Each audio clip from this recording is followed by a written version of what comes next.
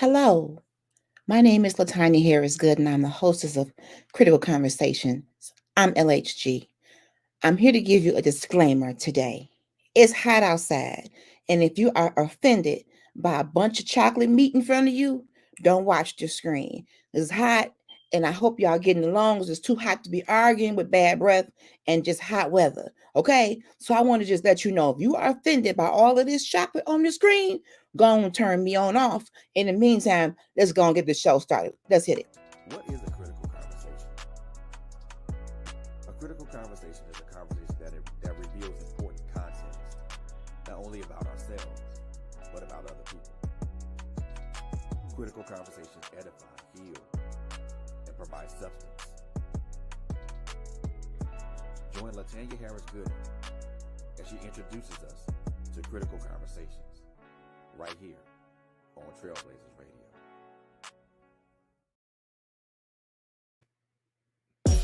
Hello, everybody. This is LHG. I am just coming to let you know that I am an independent paparazzi jewelry consultant. You didn't know that, did you? Well, now you know. So I would love to be your personal jewelry lady. Paparazzi is an amazing company. We sell nickel and lead-free jewelry.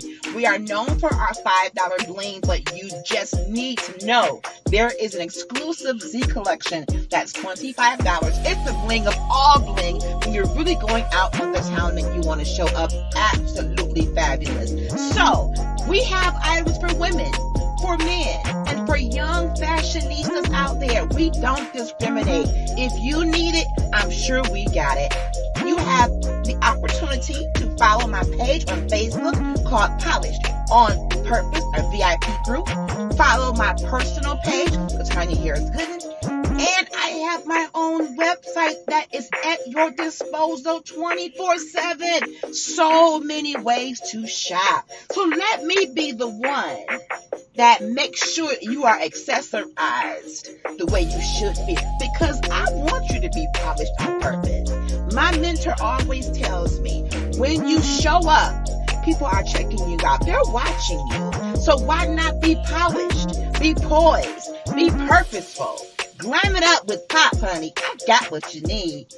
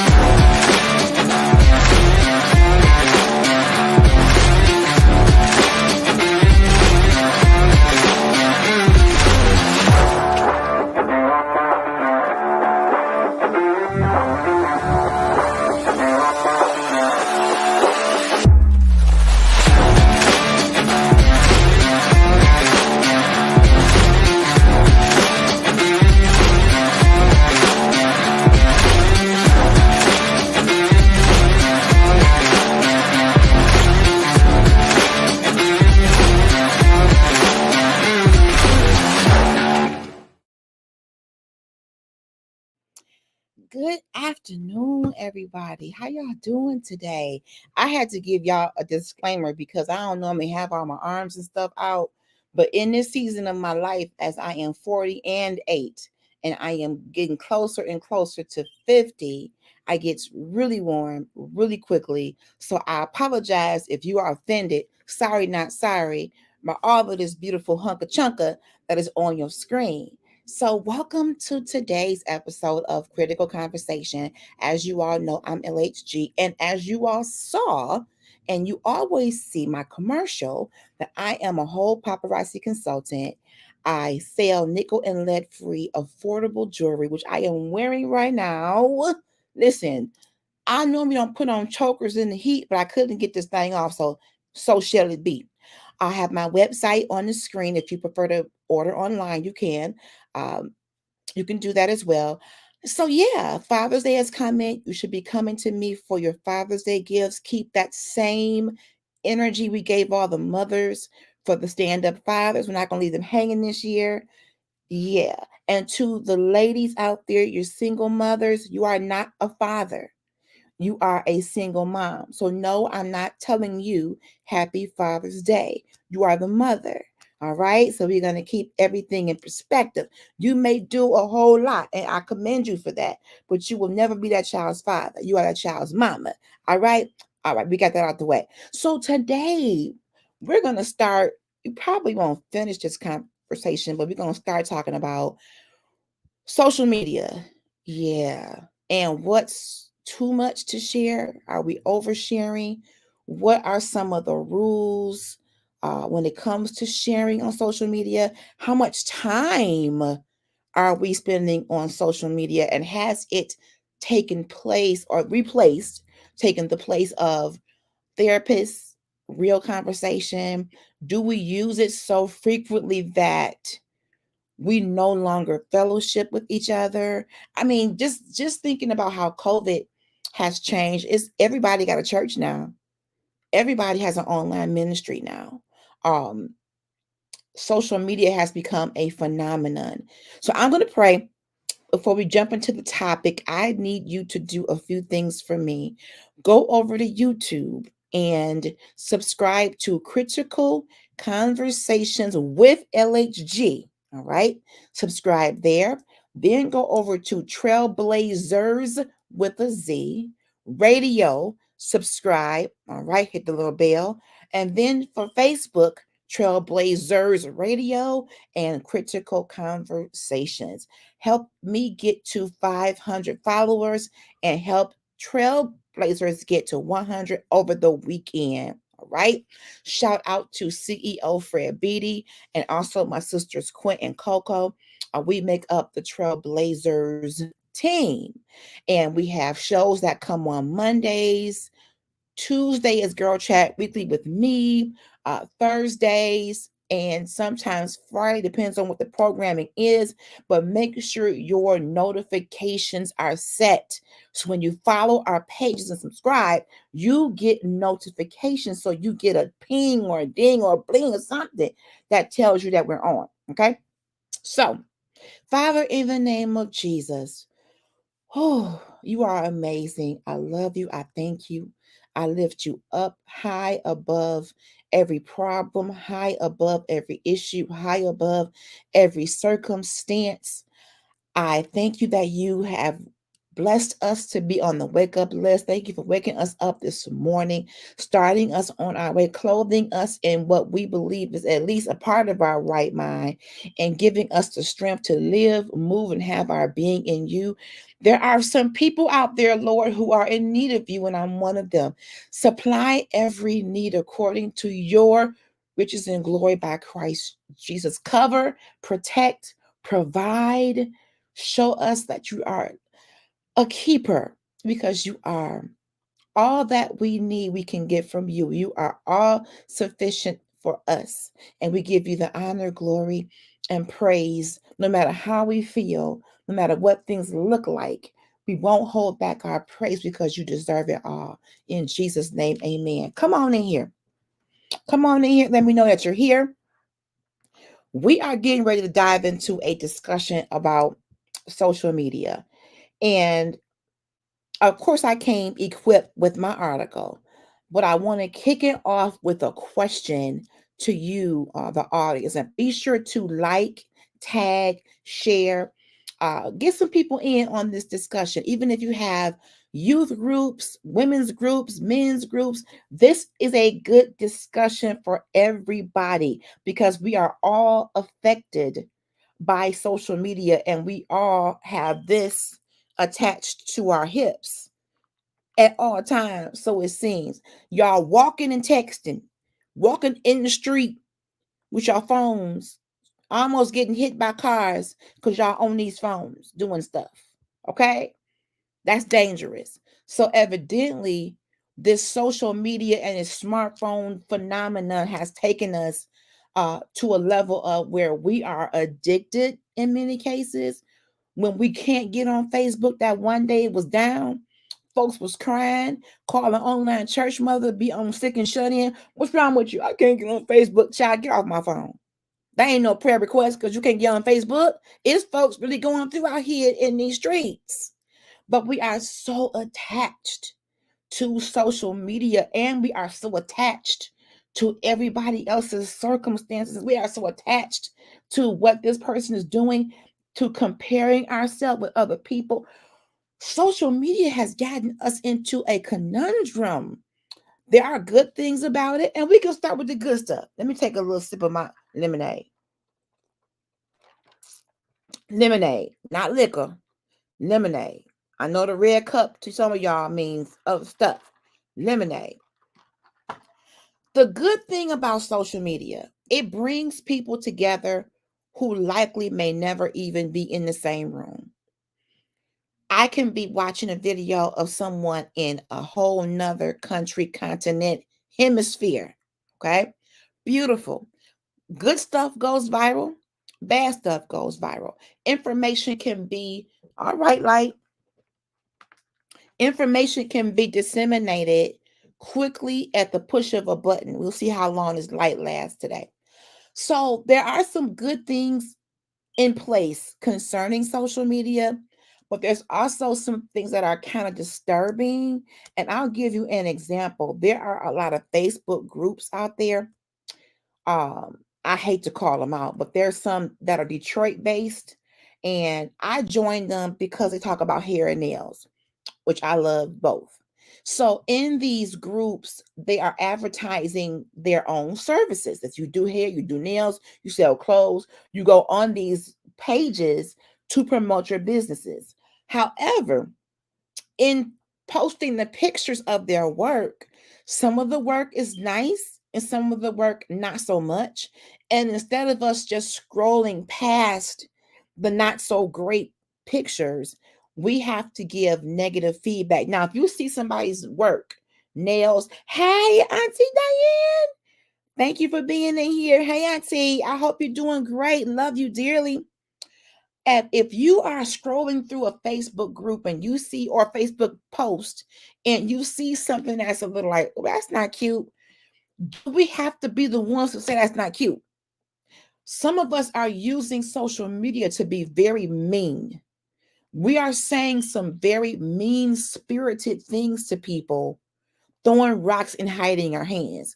So say you see a young lady who says she does nails, and she posted a picture of some of her work, and you see it's not really professional looking, it's a little messy. Instead of saying, keep trying, keep the good work going. I'm gonna keep this light off, y'all. People are going in saying some really mean things. Like, that's horrible. I hope you're not charging money for that. I mean, people are going crazy on social media. And the issue becomes some people put so much stock in social media, likes and stuff, that they internalize this as bullying, and it makes them second guess their confidence level because y'all out here just being mean. Social media has caused us to think that because we can say what we want, we can say what we want. There's still etiquette out here, y'all. Just because it comes up in your mind doesn't mean it should go on social media. So we should still practice kindness. Or if you feel like a post is that disturbing that you have to say something that's not so kind, go in the inbox and say, you know what? I saw your post. I feel this way. I feel that way. Let's talk, or I want to help, whatever. People have gotten into public humiliation by way of social media, and I'm tired of it. I shared a post yesterday of a very popular woman of faith praying for an overweight lady. And this lady is very well respected in the Church of God in Christ community. And I respect the Church of God in Christ community. But this mother of Zion, bless her heart, she got up before the people, praying for this woman, and basically said, God told her to say, you eat too much. I just don't believe God told her to say that. And that's on Facebook being shared over and over and over in people's memories every year. And the reason why I shared it is because I want people to stop doing it. Stop saying amen in church when people over the pulpit call people obese or make comments about someone's physical appearance. That's not godly. Public humiliation is not godly. And if you claim to be a child of God, you should know people have feelings. Let me drink because I'm about to get upset. People don't know how difficult it is to walk around as a heavy set woman, and I've been heavy the majority of my life. How you already feel like everybody's watching you. You go in a restaurant and don't let it be a buffet because you're the heaviest person in there. They're thinking, well, don't eat all the food from me. We already have things that we're overcoming as larger people. So for you, a man or woman of God, to get behind a microphone and the sacred desk of a pulpit to insult another human being in the name of the Lord, shame on you. And I'm going to tell you this. I wish that particular mother of Zion would. I would have grabbed that mic and embarrassed her and snatched that wig. Yep, I said it. Because I'm tired of people using the Lord's name to say, God told me to tell you, you pretty, but you eat too much. You pretty, but when you eat, only eat one of these instead of 5 of these. Come on. And social media has become a breeding ground for just the conduct is off. I'm seeing people responding on people's posts, heavy set people who are trying to exercise and they're documenting their journey. And let's talk about that too. We're going to talk about how much is too much to share. Is it okay or proper to share a weight loss journey? I'm going to say yes. It's your choice. Okay. If I'm an obese woman, and I am, and I choose to document and videotape where I am today at blank, blank 100 pounds, where I am next week, where I am next month, all the way to when I'm down to my desired weight, I should be free to do that. Now, when you share your personal experiences, ladies and gentlemen of the galaxy, we do have to understand that we are opening ourselves up to opinions. So, dear brother and dear sister, when you decide to chronicleize your weight loss journey, the good, the bad, the ugly, and I'm going from people like myself between 200 and 400 pounds to those who are 600 and up, you are opening yourself up to negative opinions. Yes, somebody is going to say, oh my God, how did she let herself go like that? Oh my God, how could she walk like that? Oh my God, she can't lose all that weight. You do open yourself up to negative opinions. But what tonight's show is about, to the people who feel it necessary to insult others, shame on you. One of the reasons I think is good for us to be able to share a journey of that sort is to motivate other people. When I saw the woman who was 700 plus pounds walking around the pool, getting her water aerobics on, I'm saying, go girl, you got this, boo. Come on, keep going. And at the same time, I'm telling myself, keep going, okay? We should be able to share journeys like that, whether it's weight loss, a mental health journey, whatever it is, journey to entrepreneurism. We should be able to share those journeys on Facebook, on Instagram, without being berated with insults. There are some mean, mean rascals out here in the world. So how much is too much? Well, let's go to the article. 13 social media etiquette rules you should stop breaking by Lauren Kahn, CAHN. I must cite my sources of RD.com. Again, the author is Lauren, LAUREN, last name Kahn, CAHN of RD.com. And the article was updated this February. So let's talk it through. When you open up Facebook and it says what's on your mind, should we be free to just spill it, whatever it may be? I say yes, I do. But there are rules. When you share too much of your personal information, for one, it can come back on you as far as scammers. When you share it everywhere you go, I'm at Walmart, I'm in Cancun with my house unattended, I'm at school, I'm at work, I'm in traffic, at the movies. Sometimes when you are telling the world every place you are, that means you're not at home. And that means you could be attracting people to your home if they know you or know where you live. So we have to be careful about locations. But in terms of saying what's on your mind on a daily basis, I don't see anything wrong with that.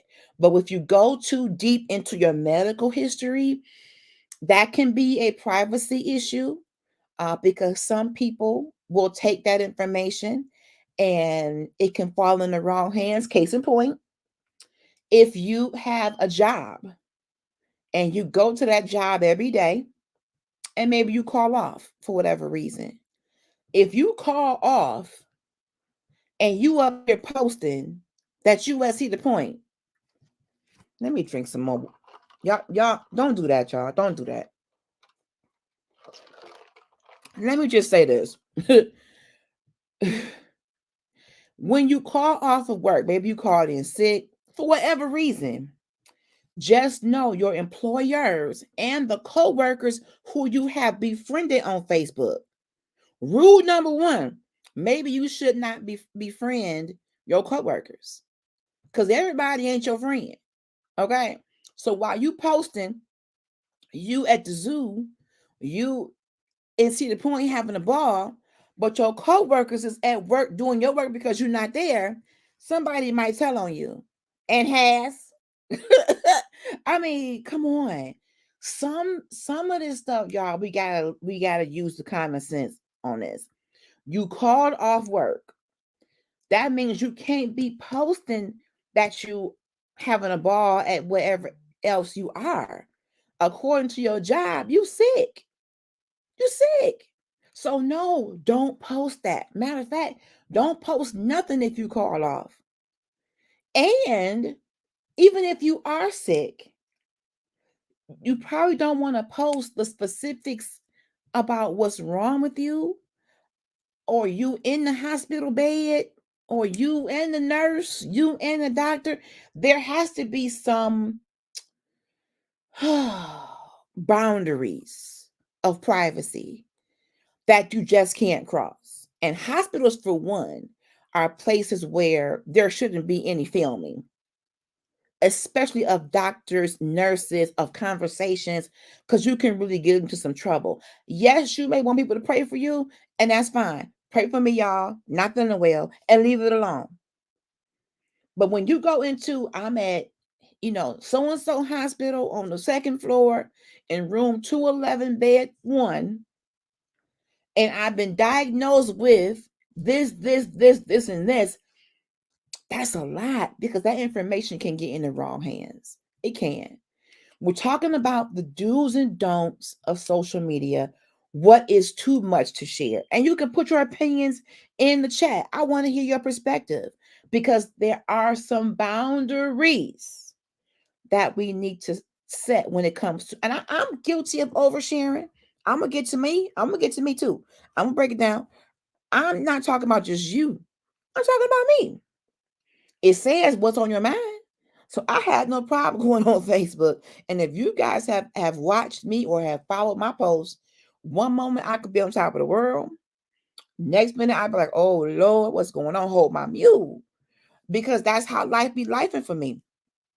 So the article says, sitting in front of a screen is a freeing feeling, but just because you can say what you want doesn't mean you should say what you want.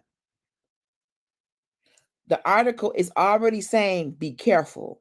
Yes, it is a free country. Yes, you are free to type whatever you want to in social media, but you may be causing some damage if you say too much. All right. All right. Let's keep going. Number one, it says, don't say it online if you wouldn't say it in person. Ooh, let me drink to that. Now, this is going to get biblical right here. Right here. This is going to get biblical because even the Bible says, specifically Matthew 18:15-17, it talks about if you have an ought with your brother, you should be saying something to your brother or sister, not posting a subliminal message. I've been guilty of that. Can I just be honest today? Because sometimes we fear confrontation and we'd rather put a post out there for everyone, including them, to see and figure out that you got an attitude versus picking up the phone or shooting a text to them saying, hey, bro, hey, sis, I want to talk to you about something on my heart. It's kind of cowardly, I'll be honest, to use social media as a mechanism to deal with a crisis or a problem or an issue in a relationship, especially one that you value. If you value this friendship and you're using social media to send subliminal messages, to me, you don't value it, or you're afraid of what the other person might say. So let's see what the article says. Shielded behind a computer screen, some people forget that they are interacting with other human beings, saying things online they would never say in person. Okay. And that's by expert Diane Gottsman. But the reality is, social media is social interaction. It's not just like real life, it is real life. So act accordingly by asking yourself before you post anything, would I be comfortable saying this face to face? Ooh, we calling it out today. If you post a post that you would not be comfortable saying to a person one-on-one, chances are you being fake and you shouldn't post it. You shouldn't post it. Now we may feel, oh, I'm gonna show her, I'm gonna show him, I'm gonna light them up on Facebook. Again, it can be somewhat cowardly, especially if you are a friend to this person or they've been a friend to you. You shouldn't want to go out like that. I have seen people fall out over Facebook, over Instagram posts, over whatever. And friendships, I'm talking the ones that have been mutually beneficial, should not be dummied down to what's posted on Facebook. We got to do better in our relationships. Again, I went biblical because the Bible even talks about when you are dealing with a situation, a crisis between you and your brother or you and your sister, it should really be handled privately between y'all two. Now, if you do it privately and you still have no resolve, still don't go to Facebook with it. Go to another person to be a witness and say, can you come over here? You know, my sister and I are having a little bit of trouble. We need someone to come in and help intervene. We hit the books so quickly to air out our dirty laundry about how we feel about people.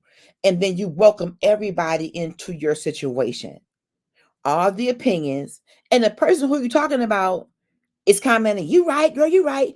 They don't even know you're talking about them. Ain't it crazy? It can be cowardly, y'all. We got to do better. So if you won't say it in person, Don't say it online because that makes you phony and false. You big and bad in your posts, but you running behind a curtain when it comes to one-on-one discussion. Again, how much do you value your friendships? Okay. I can even equate this to marriage.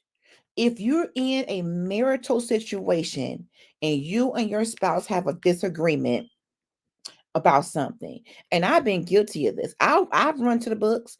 I try to make it a general post, but it's petty. It's petty. I can own it. I can own it. Let me drink to that. It's petty. It is because instead of me walking up to my spouse and saying, "This is how I feel," and maybe I did do that, and it wasn't received, that still wasn't a license to go and make a post about it and say, basically, we having a spat, everybody, and draw attention to some marital difficulties. That's a no-no because, for one, not everybody is rooting for your marriage. Okay. For two, there are some people who may take that and run and go gossiping. When you see what Tanya posts, they must be having some problems. You see what she said. You see, and we don't want to give the enemy any room to start some kind of scandal or just something stupid. So I would just say, this is my own words here. When it comes to a relationship or friendship or marriage, leave it off Facebook. If you're having a problem, an argument, a disagreement, commit to your partner to discuss it one-on-one. Make time. Well, communication. Make time without the phones, glued to your hands. Come on, men and women. Without the phones, make time to sit down and say, can we talk this through? Because it's worthy of a discussion and not just a Facebook post. Come on. So if you wouldn't say it in person, don't say it online. Don't say it online. All right. Next, don't behave differently online than you would in person. So if you up here and you you quoting scriptures and you putting good morning Jesus and you happy on my way enjoying Jesus hallelujah, but in person you ratchet and thugged out and all kind of profane language, that's fake. The article is saying be true to you. Don't be a certain way online and a certain way in person. You should be consistent. Now, if you are a person like for me, what you see on my page is me every day. I do wake up in the morning and I have my prayer time with the Lord. I have my moment of gratitude and my journaling. I do all that good stuff. But then by 2-3 o'clock, some of that beating wore off, and I may be on a whole different level. But that's just how anxiety works for me. I'm up, I'm down, I'm up, I'm down. So the article is suggesting be consistent with your post as you are with your everyday life. Be real. All right.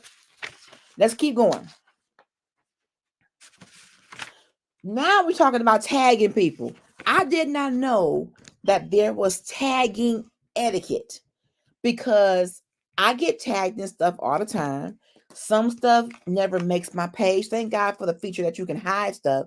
But when people are having events, some folks who I ain't never met or never seen, never interacted with,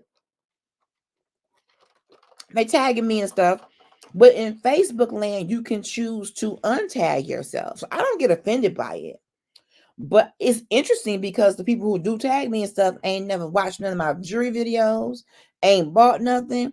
So it's funny to know that they want you to support their endeavors, their events, but they're not supporting you. Interesting.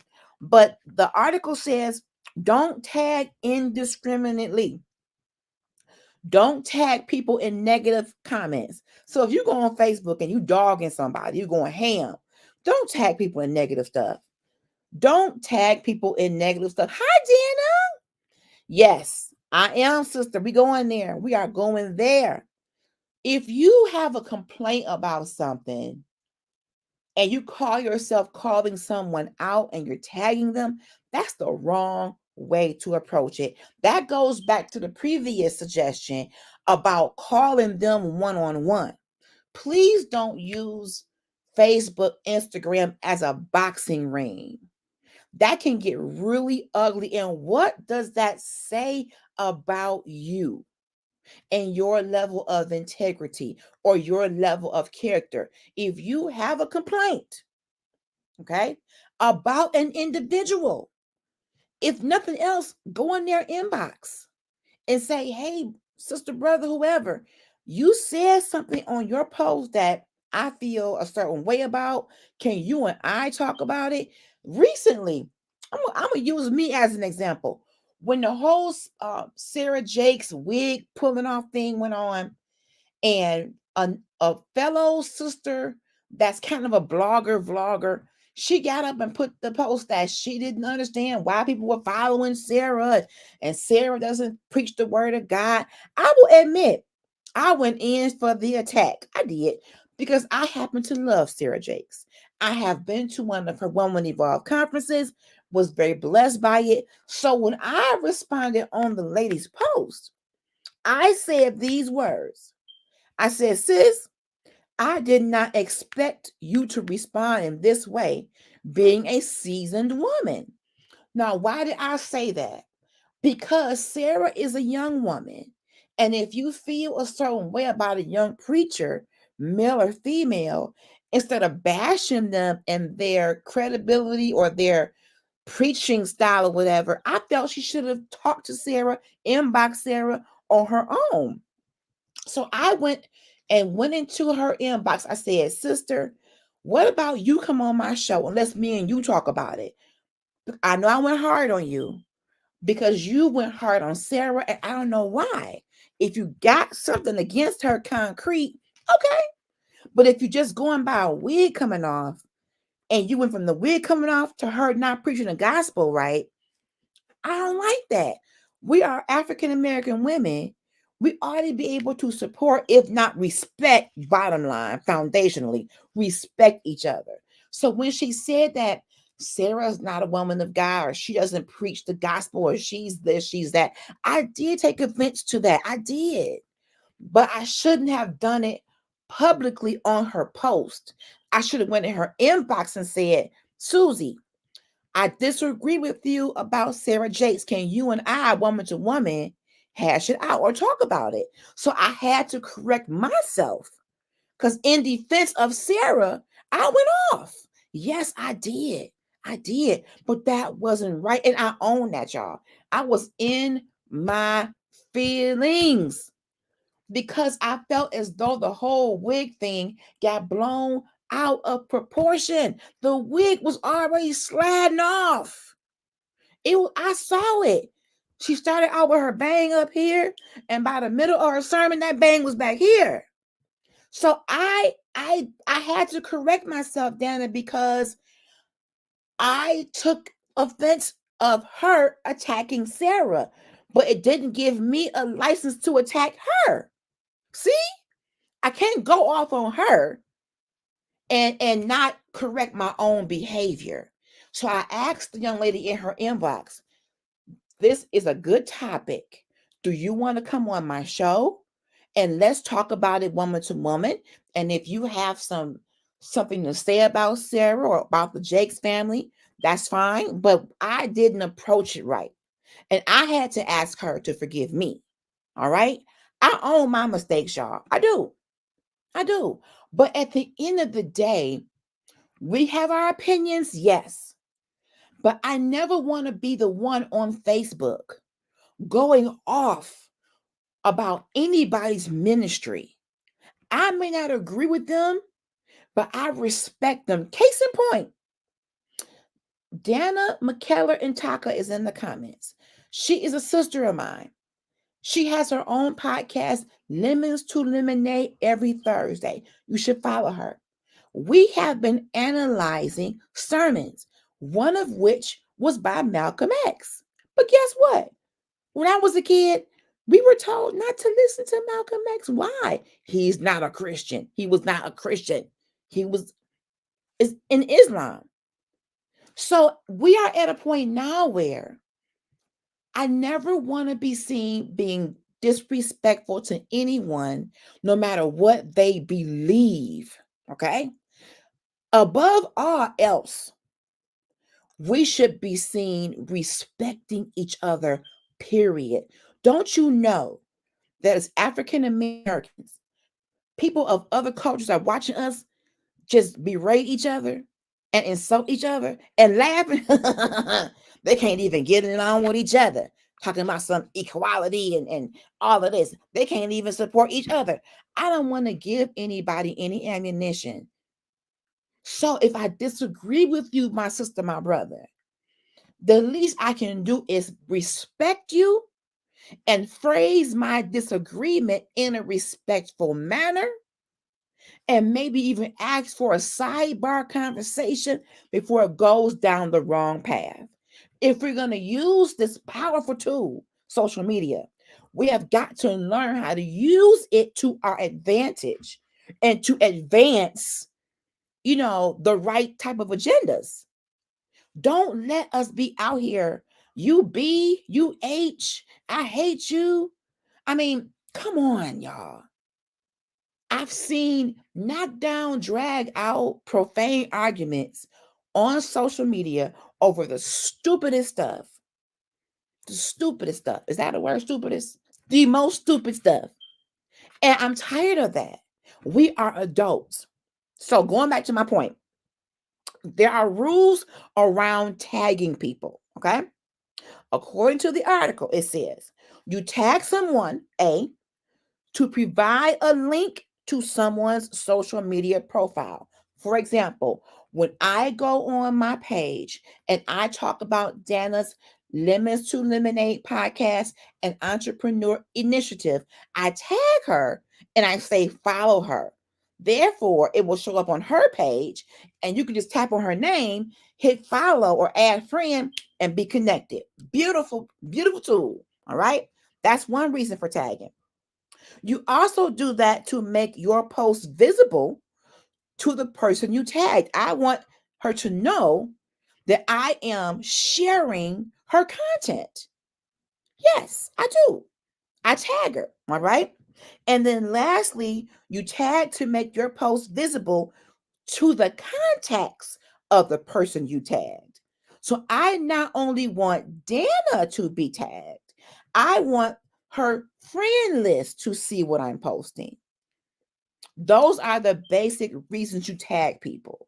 Now, I will go a little further to say if you have an event coming up, you're doing a book signing and you want to get people, involved or coming to your event, yes, people do tag.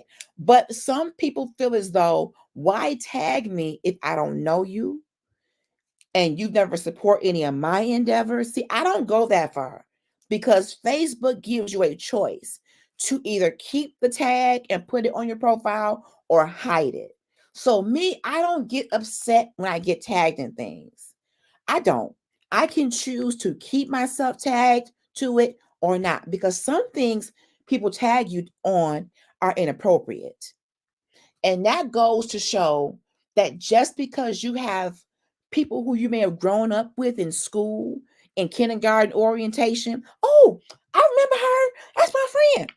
That doesn't mean that you're going to agree with or want to be attached to all that person's content in your 40s and 50s. So also be careful who you befriend. Okay? Just because you found a person, and Facebook will say people who you may know, and it may be somebody from your past. Look on their page and see what kind of stuff is on there first. Because just because you knew them 40 years ago doesn't mean you have common interests today. They may have stuff on their page that you don't want to be associated with. Let me tell you, I done got tagged in some stuff with some naked behinds. Don't tag me in that mess. Don't tag me in that crap. Please don't. And if they keep doing it, I'm going to go in the inbox and say, dear so-and-so, I don't want to be tagged in none of your booty shots. Okay? I don't want to be tagged in none of your swimsuit shots or with you bent over in a cup of whatever you drink in your hand, don't tag me in that. That's rude.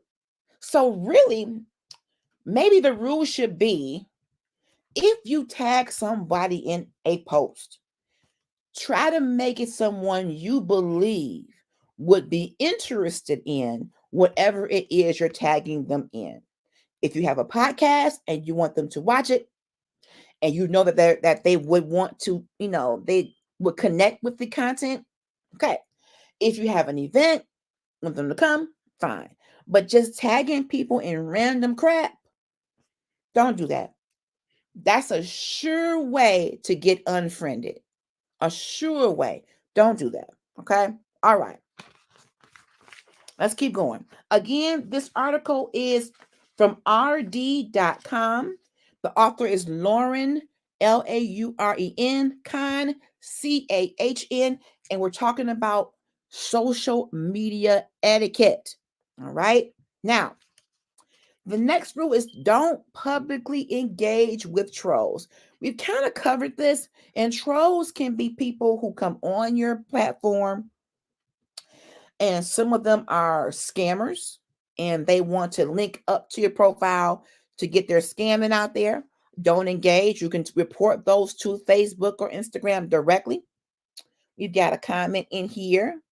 Thank you, Dana. She said, it's great advice, great article. I also have my settings where I can decide what shows up on your page. Yes, utilize the features of social media where you're in the driver's seat and you can decide what you want to show up. Because if you just hit okay for everything, you could be saying okay to some things that contradict what you believe in and could be terribly offensive to your friends list. Okay. For example, a lady got hacked. One of my friends got hacked, Facebook friends, and I kept seeing inappropriate pictures. I'm like, oh, I know she must be hacked. I'm going in her inbox and trying to, have you been hacked? Yeah. So if you just hit okay, that stuff is going to end up on your timeline. Now the hacker has access to your account. There's people in the world that are clever and using all their cleverness for the wrong reasons. They're sitting in a room somewhere trying to hack into various accounts, and because right now your account is linked to everything. Your Facebook has your name, your phone number, your email, even your banking information sometimes. So these hackers and trolls are sometimes trying to get into your feed to take control of your page and block you out of it. We got to use social media wisely and stay on top of that. Don't engage with trolls. You can report their comments, you can delete their comments, you can hide their comments, but don't sit there and go back and forth with a troll, okay? Because they will go back and forth with you. When I post something public about my jewelry, almost every time, 99.9% of the time, a troll will go and comment on every picture. And they get real deep. Hi, Latanya. I wasn't gonna say anything, but I think you're beautiful. I hope this doesn't offend you. I want to be your friend. Get out of here with that. Get out of here. No, delete and report those responses. They're trying to get into your comments, into your feed. Report. All right. Let's keep going. This one is probably going to take us to the end of the show. Listen, honey, stay offline when you're angry, and I will take a sip of lemonade and let you digest that. Stay offline when you're angry. So, and you can take this however you want it. But the main thing is, if you're in an angry place, for example, you're angry about something that happened at work, okay? Either you got too much work, overworked, underpaid, misunderstood, overwhelmed, over easy, over everything. You probably don't want, thank you, Dana, don't go online talking about your job. Yes, I know, contrary to popular belief, yes, your page is your page. But if you want to keep your job, I would suggest, and this is coming from somebody who has worked in administration and HR arena and how we interview people, and we tend to look at people's pages to see what kind of person they are.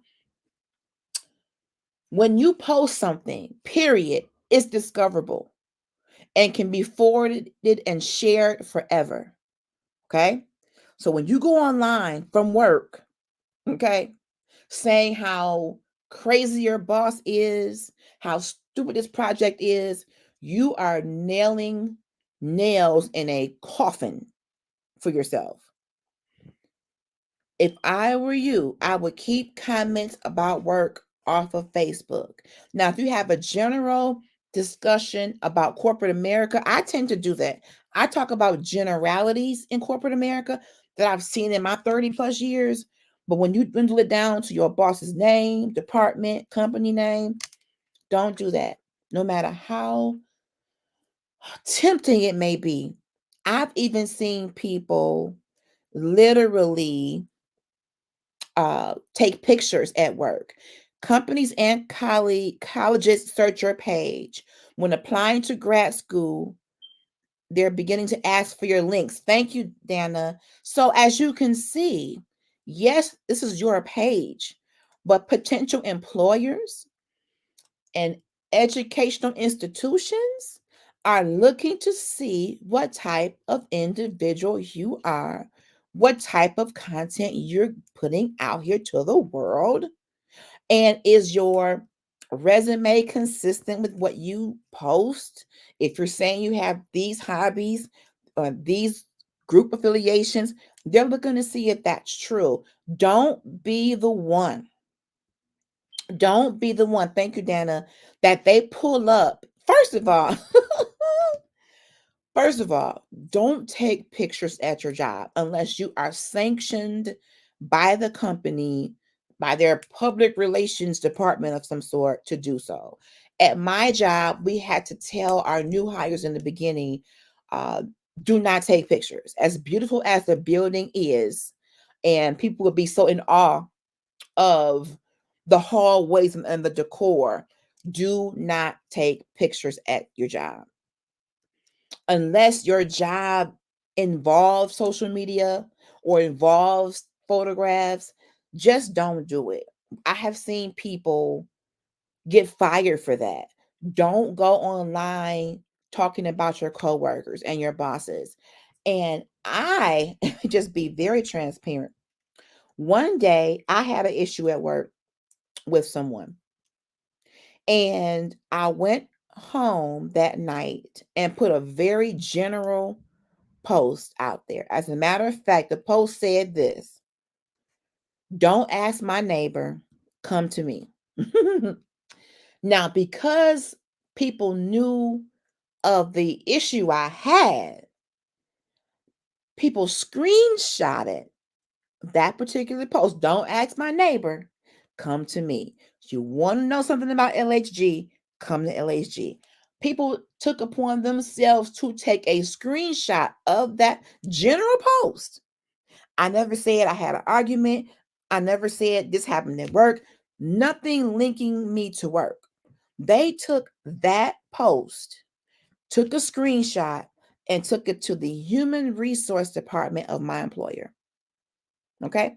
And I was approached about it because I was in leadership at the time, and they felt it was a direct response to the person that I had an issue with. Could it have been? Maybe so. Yeah. Was it specific? No. How would anybody have known? People who are on your friends list who may work with you look at your page. So maybe as a rule, well, not maybe, as a rule after that, I unfriended every coworker. And they were like, Tanya, we're not Facebook friends anymore. You're right. Don't take it personal. Do not take it personal. I had to unfriend them. Dana says, I advise people not to befriend coworkers. Keep business and private life separate as much as you can. I agree. Yes, Diamond Butterfly, people starting drama. That is what it is. But I could have lost my job, Diamond, over a general statement that said, don't ask my neighbor, come to me. And someone went on my page, screenshotted it, sent it to human resources, and I was brought in the office for that. And that day, I unfriended so many people. And the ones who saw it and came to me and asked me why, I have to protect myself. It is crazy, Diamond. It is.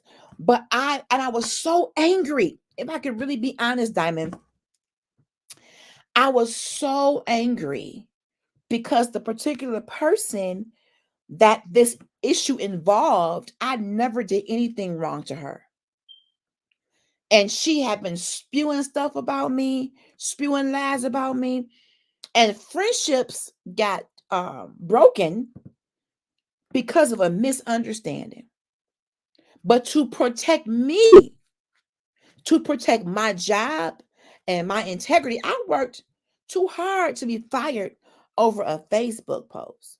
So I unfriended. I don't care if you wasn't in my department no more. If you work for the company, unfriend, unfriend, unfriend, unfriend, unfriend. Now, retirees, maybe, but I literally went through my friends list. I learned my lesson.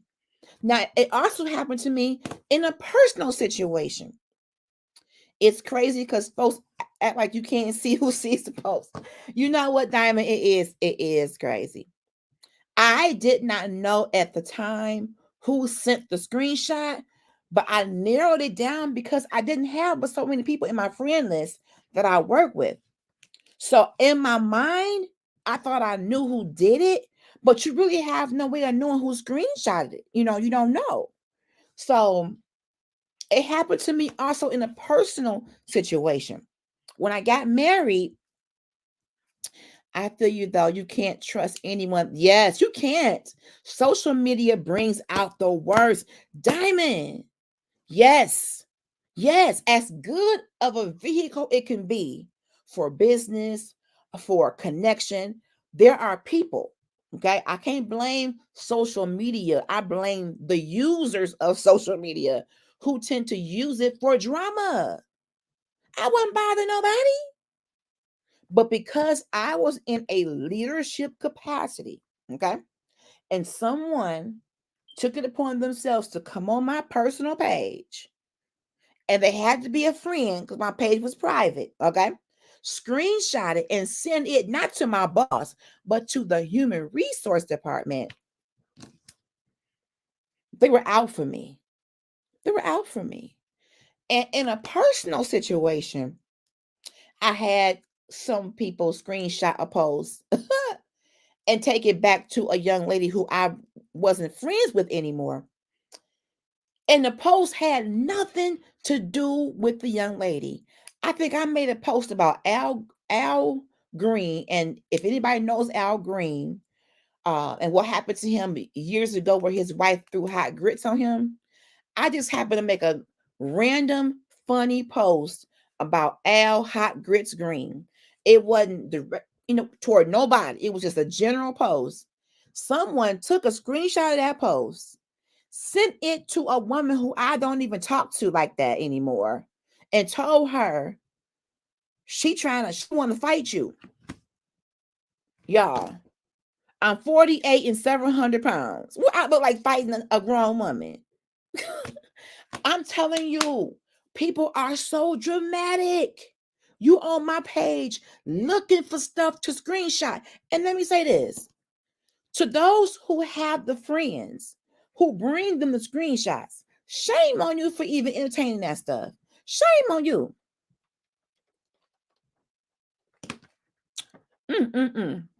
Yes, Diamond, that part. Took a screenshot, Diamond, to this woman that I'm not even really in friendship with, and said I wanted to be violent towards her because I posted about hot grits. And she took that information, calls me going off on me, I'm like, how old are you again? And who brought you this screenshot? And could it have occurred to you that this had nothing to do with you? When I post on Facebook, y'all, it's random thoughts. If you follow my page, I just post random stuff that runs through my head. I could be driving down the street and see something. I could be in a theater. I could be at home, whatever. And some random thought, well, oh, I'm going to post that. It doesn't have to be about anybody. But guess what? If you look for trouble, ladies and gentlemen, you will find it, or your mind will create it. That's an instigator. Watch out for these dramatic people who mean no good, that go on people's pages looking for ammunition to fuel a fight between two grown women over 40, one over 50. And I told her, you accepted that and you agreed that I was talking about you? Sweetheart, I don't care that much. Not to be out here fighting. I'm too old and so are you. But it just comes to show you how people use things, the simplest, most innocent stuff, and turn it into something that's just wrong. Diamond says, yep, same here. I share things I see, like you said, a thought in your head. And folks are like, what you talking about? Who is that? It don't have to be about nothing in particular. People are looking for a reason to dive into your business. So even if you put a general post out there, they can take it and run with it. I learned from that moment, y'all, from what happened to me through my job, I learned how to separate a whole lot. Because everybody that is your friend at work or your friend on Facebook doesn't have your best interest in mind. I've learned that. So back to the article. Stay offline if you are angry. And there's some rules around complaining on social media. Okay, so say you have a complaint about a restaurant. Okay. How about you go on that restaurant's webpage or that restaurant's Facebook page and post a review? If you ate at a restaurant and the service was not great, the food was not great, the floor was dirty, whatever it may be, that information really should be directed to the restaurant. Now, you can tag the restaurant because, in all fairness to them, they need to see the review, whether it's good or bad. That's information that the restaurant owners need to know. If it's good and you enjoyed yourself, pat on your back, keep doing the right work. If it's a bad experience, they need to know so they can fix it.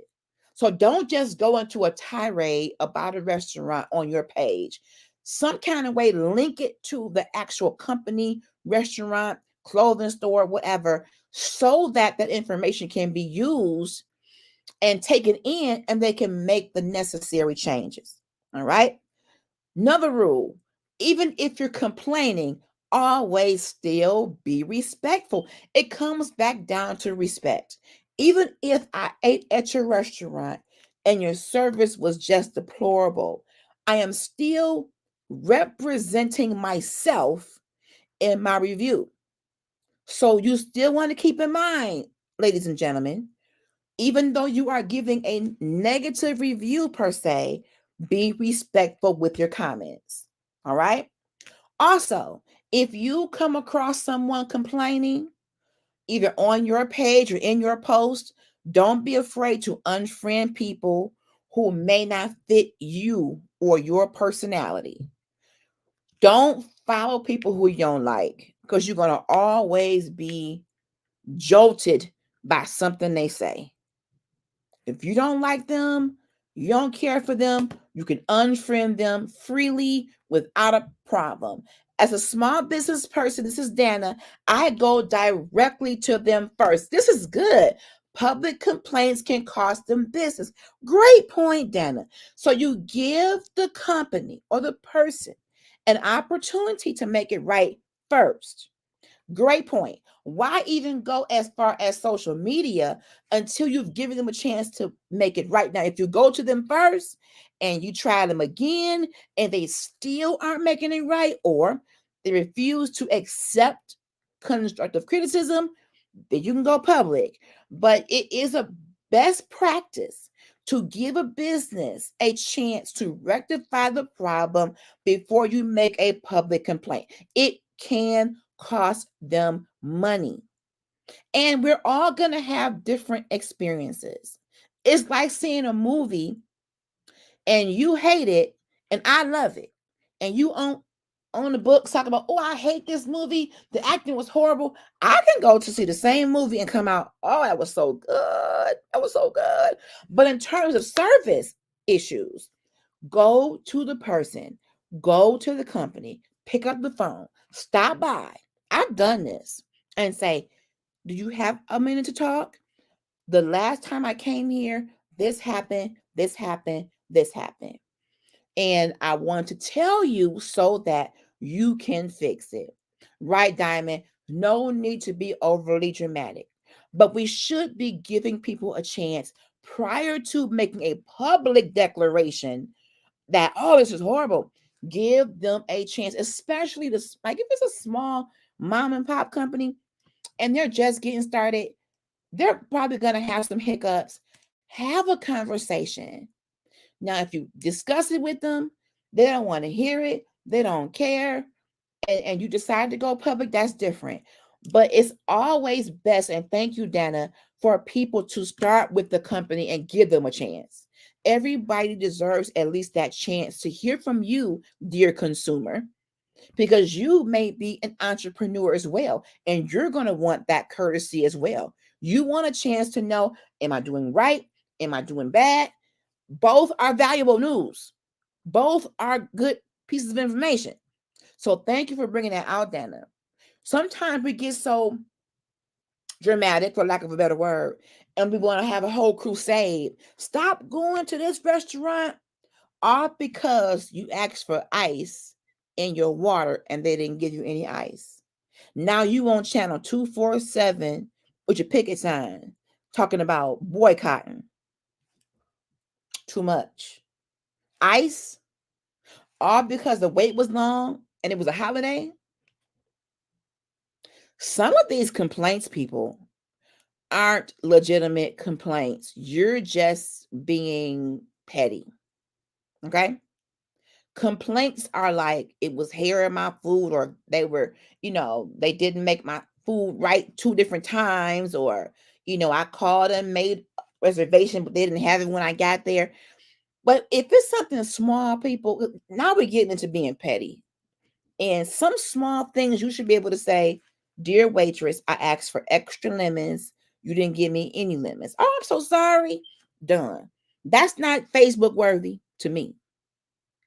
But like Dana said, give the small business or any business a chance to make it right before you go public. Great point. Thank you, Dana.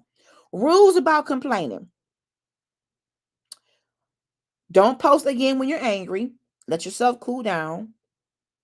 Go to the company if you got to go that far, okay? And really, again, be respectful. You're still representing you, whether you're in person or typing out a message. You still are a whole brand yourself. So represent yourself well. All right. Next rule. Create a separate account for your business contacts. Dana mentioned that. Having private and business separate pages, especially if you are someone who is big in business, but you party real hard, your business contacts or your church people or your pastor may not want to see you popping bottles at the club. Okay? We got another comment coming in. Folks want to complain about everything. Ooh, Diamond, yes. And do it to the 100th power. Like just for attention or something. You hit the nail on the head, Diamond. It is for attention. That's exactly what it is. They go on Facebook and have this 2-page report about not going to a restaurant. And that's why I don't automatically share that. I look at what they're saying. I try to, look at the page, see if it's really a true, legitimate complaint before I share it to my page. And I don't just assume because you're African American and I'm African American that I ought to partner with you on a crusade. I don't make that assumption. Right is right and wrong is wrong. Now, if I find that I've had a similar experience and they still don't want to fix it, and I can attest to what you're saying, then I can share that. But until I go a little bit further to see what's really going on, I'm not going to talk down on a business where I personally was not affected. I'm going to look into that. So, yes, Diamond, I believe people do that for attention. And social media has been used as an attention getter. People are putting so much stake in likes and shares. Case in point, I have a person who I care for dearly get mad at me because I didn't come on one of their videos and I was on somebody else's video. I said, well, your video came on later. I went on so-and-so's video to be a support to them. Why does it matter? I'm always on your stuff. People are in need of this social media acceptance to where they don't feel worthy unless you're liking, sharing, commenting. And Diamond says, right, that's a whole convo right there. Yes. Thinking we all ought to piggyback on all. Yes. Yep. I feel as though when you see a complaint, Diamond, when I see those complaints about no longer going to certain establishments, I'm not gonna just jump on that automatically. And because we look alike, I need to understand. Okay, what was the complaint? Well, they didn't have no power. Was that their fault? The whole area was out of power. What's the problem? But if there was some type of racial bias, a news story was put, on it where it was investigated and it was proven that there was some kind of racial, inequality or profiling, or a person, people of color were asked to show receipts and people that were not of color were not. That's a whole different ball game. But when I see these kinds of posts, I take a step back and say, let me look into it, see what they're complaining about, because it could be something so petty, Diamond, that I don't even want to share that. I don't want to share that. Oh my God, yes, I have someone, if I hit thumbs and they inbox me and ask, are you telling me, Diamond Butterfly, if you put a thumbs up for a like, they inbox you and ask you to heart it? Now that's just over the top. That means people are hanging too closely on these hearts and likes. Now, who wouldn't like to have support on social media? I get it. But when you are holding on so tough to where you're counting every thumb, every heart, and you assume that because you don't have certain hearts and likes, you're ineffective, then you got some learning to do. Because Dana, you and I were talking about the fact that people can look at your video 2 and 3 weeks later. You may go live like I am now. It's 3 of us on here. And for me, I don't really care. It can be 3, it can be 300. I'm going to deliver my show. But you also don't realize the power of the replay. It's Saturday evening. People are shucking corn and getting their stockings for church and snapping peas. So somebody may tune in tomorrow and comment. And as far as a thumb versus a heart, that's a lot, Diamond. That's somebody who really has a lot at stake with this social media. Social media fights are now showing up in court documents, divorce proceedings, etc. Woo! This thing is huge, you guys. This thing is huge. We have turned social media into a boxing ring, into a place to show prejudice towards people. If you notice, when a news story, we have Fox News here in Detroit, and say a news story, case in point, an African American young lady was being harassed at a school in a Detroit suburb. Okay. She was getting hate mail. Someone was painting on her locker KKK and the N word, just extreme racism. And it was an article about it because the school was getting involved. They wasn't doing enough. But do you know there were people in the comments laughing and saying it was her fault and saying racist comments about a child being harassed because of her skin color? All she was trying to do was go to school, but she's being harassed. And you got people in the comments laughing. Social media shows you some of the most ridiculously cruel people. Ridiculously cruel. We got a comment coming in. I always say that. Always present like you have a full house. Yes, ma'am. Those replays are just important, if not more. Butterfly, you are on it. You are on it, Diamond. I agree totally. If you are committed to your cause, whether you see one person or no person, and you know God has given you something to say it. If you build it, if you speak it, they will come. Yes, social media has downfalls, Diamond. It's how we use it. It's user driven. It's how we present ourselves. It's the motive behind what we are saying in these comments. And you really are getting policed now. There are Facebook police that are putting you in Facebook jail for so many days if you say certain derogatory remarks. Now, I got put in Facebook jail over some dumb stuff where other people can get out here and say some of the most racist things and they still out here. I don't know who own it, but some stuff is slid under the rug. Okay. Diamond says, I believe that it brings out all the folks who may not even really think that way. They will act it out behind that keyboard to get likes and comments on their comment. It is crazy. Yes. Yes. I told my friend, the person I was talking to, I said, how can you get angry with me if I missed one of your videos? What about the ones I have watched?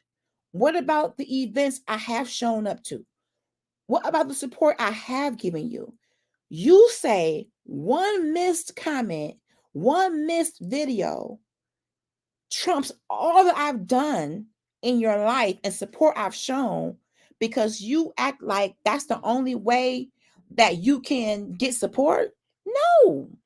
No, that means you're putting way too much emphasis. Now, granted, many of us have been born in the era of social media. So that's all we know. I'm almost 50. We didn't have Facebook. We didn't have Twitter and all this stuff in my childhood. We talked, we wrote letters, went to the park, spent time. So for people who are born in the 90s, 2000s, that's big to them. Social media is big, but still be careful. You may have 3,898 Facebook friends, but how many of them are really your friends? How many of them show up for you in a tangible, noticeable way in your life? That's my question. Let's go back to our comments. You own it today, Diamond and Dana, D&D tag team, and it don't even have to be anything really against so-called policy. Like you said, some folks get banned and others do worse with no consequences. Diamond, I have seen some of the most derogatory comments against our former First Lady, Michelle Obama. They've called her monkey, gorilla, and everything that she's not. And she's a beautiful woman. And some of those comments have not been rebuked or removed. I say something that's not even nowhere near as derogatory, and I'm in jail for 30 days. And when I go in Facebook jail, that's my business. I sell jewelry. So if you turn my page off, that's hitting my pockets. Hit my pockets. Yes. How many people on your friends list are true friends? You cannot go by the number of Facebook friends, Facebook acquaintances to say those are your true friends. Those people probably don't even know you. What about the people who show up for you, go to bat for you, defend you, are there for you financially, are there for you spiritually? You need to hone in on those people.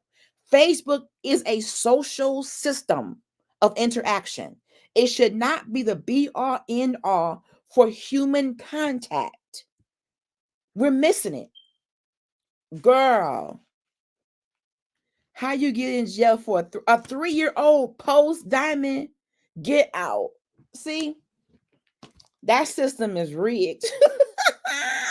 That system got to be rigged, Diamond. I'm telling you, it got to be rigged.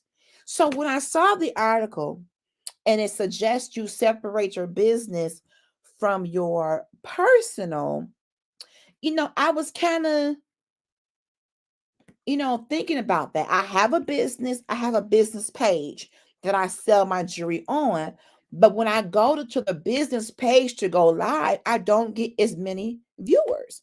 So I do my selling on my personal page and then send it to the business page. That's how I get more viewers. Now, granted, I'm not out here posting nothing crazy either, because some people will post profanity, they sharing street fights on their page, but yet on another post they're sharing scriptures and other stuff. That don't mix. So I guess it depends on who you are and how many faces you're showing the world, that you may have to keep those separate. But I do believe in having a business page where that page is solely designed for my business. I do agree with that. We need to rebuild the in-person connection, Diamond. Yes. As an entrepreneur, it's an eye-opener when you have X amount of friends, but only 5 show up. Let's talk about that for a moment, because even online, the majority of my Facebook friends, I may not know them, but some of them I do know. So when I do post events or post my jewelry, the majority of them don't watch my lives. The majority of them don't buy jewelry from me. The majority of people who buy from me are people who I've never met. I have some friends and family who are there, but the majority of my support in my jewelry business, it's not family and friends. It's strangers. So it's interesting, and that's a good thing about social media. I'm able to show my videos to people who don't even live in Michigan. I'm able to get customers from across the country. Thank God for that part of social media. It's opened my business up. Now, I will say this. I don't want to get so dependent on Facebook. So if it crashes, I can't sell my jewelry. That's why we have customers fill out these things called postables. Give me your name, address, phone number, save it on a computer. Then if Facebook or Instagram crashed, you still have your data to be able to reach out to customers in case it never came up again. You can't be so dependent upon it and not have a backup plan. Yes, Diamond, more support comes from strangers than those in your backyard. Now, granted, there are a lot of people who sell paparazzi jewelry. I get that. But the good thing is we don't all have the same inventory. You could literally, support multiple people because we pick different kind of jewelry to sell. But me, when I see my brothers and sisters, they have a book out there or they have a business out there, I try to diversify my support and touch everybody at least once. I got everybody's book. I'm working on getting Dana's memoirs. So I want to experience, their ministry in writing and support them. But as far as Facebook friends, those are people inside the computer who don't really know who you are. If you were to get sick, ain't none of them coming to the hospital. If you were to pass away, they probably won't be at the funeral. They're just connected to you by social media, acquaintances. If you put too much stake in it, you will be disappointed every time. Well, I got to get out of here. This has been a great conversation. Part one of how much is too much when sharing in social media. I want to go on the relationship side when we have part two. How much is too much in relationships? Should you always say what your marital status is? Divorced, married, it's complicated in relationship. Are we sharing too much about our significant others, showing their picture and things like that? So next time, next Saturday, we'll do a part two. I'm so glad you stumbled across me, Diamond. Thank you. Thank you for being in the chat today. Thank you, Dana. Thank you all who are out there. Come on back and follow my page, Diamond, so you can know when I'm on. I'm on every Tuesday for Girl Chat. You gotta come in for Girl Chat Weekly. We talk all things women. And then on Saturday is my main feature show. I invite you all to come back and hang with me. We're going to do part two. We're going to go deeper in this subject about social media because it's layered. It's definitely layered. Oh, you went to a vending event? See, Diamond, you are my kind of girl. I try to support everybody, buy something at different tables. That's a true supporter, Diamond. I just love you. You are amazing. You are amazing. We have to support each other, y'all. It may not even be something you like per se, but buy it and gift it to somebody. Support small businesses. Every business started somewhere. So within your community, support small businesses. I am a paparazzi consultant. I'll put my information in the comments. Come shop with me. Follow me online. I go live. Yes, I got all kind of beautiful jewelry. It's affordable, $5, some 25. Yes, I love it. I have had a ball with y'all today. Join me on this Tuesday for Girl Chat Weekly. Join me next Saturday for Critical Conversations. I want you to enjoy the rest of your weekend. Stay cool, stay hydrated, and don't be ashy. Bye, y'all.